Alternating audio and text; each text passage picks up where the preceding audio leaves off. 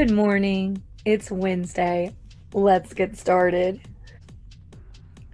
Today, we're going to expand body awareness and spatial perceptions using mime so that we can identify 3 things to consider when miming an object and explain in detail why they are important. The question of the day today is, when have you used gesturing in real life? So, an example would be if you were really far away from somebody and you wanted to talk to them, you might say, now, you guys don't use home phones that are this shape. So I have been told by the internets that you guys mime phones like this, which is upsetting, but however you mime it. Our agenda for today would be we're going to play Magic Lunchbox. We've played this game before, and I want to see what we've learned about gestures, if it has impacted the way that you play it. We'll have a pantomime lesson number 2. We'll do a discussion question called Let's Talk About It How To. We'll play the game Invisible Ball. I can't remember if we played this game before. We might have in some classes, but I don't think we played it in all the classes. And then you'd be released to do your assignment, You Better Work Mime Practice.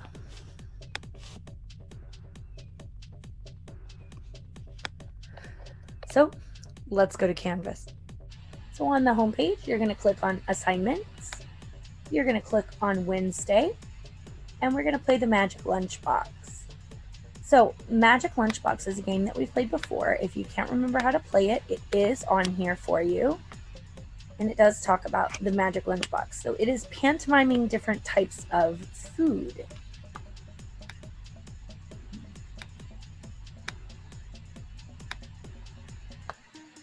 So at this point, we would go and we would watch a video called Use Your Imagination from the movie Hook.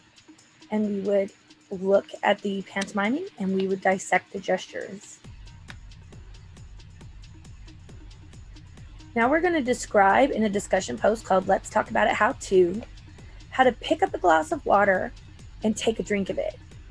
So what are the actions? Let's think about this specifically.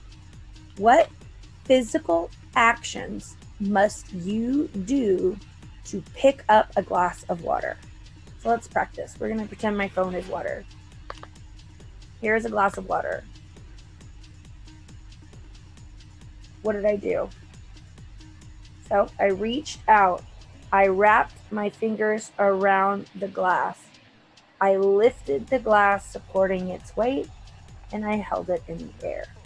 That's what I want. So I want you to be very, very specific. Even to go so far as to say my pinky finger touched it first as it curled around the glass.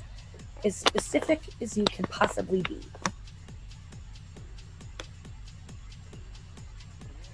Then we're going to play the warm-up game Invisible Ball. I do believe some of us have played this game before, but we will find out. This will be very interesting for us to play. So what's going to happen is we may have online people watch the in-class people play, and then we will attempt to play it with the online people, assigning people as Victor. I'm not sure. You may have to play it separately. Online people may have to play, and then in-person people may have to play. I think that's the only way that we'll be able to include everyone in the game.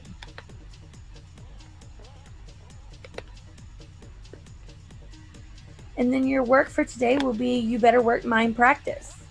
So you are going to go through and fill out just the way you did in the discussion box. You're going to acknowledge the different types of actions that you're doing. And every time you mime it, you're going to do the different, aspects, maybe pick it up differently. For the assignment, you're going to type 3 things that you're going to have to consider when you're miming an object. So after you've mimed doing it that many times, you're going to go through and mime it over and over and over again. I want you to write down what are the 3 things that are most important to consider when you are miming an object. Well, at this point, I would ask you to put in the chat what you learned about pantomime today.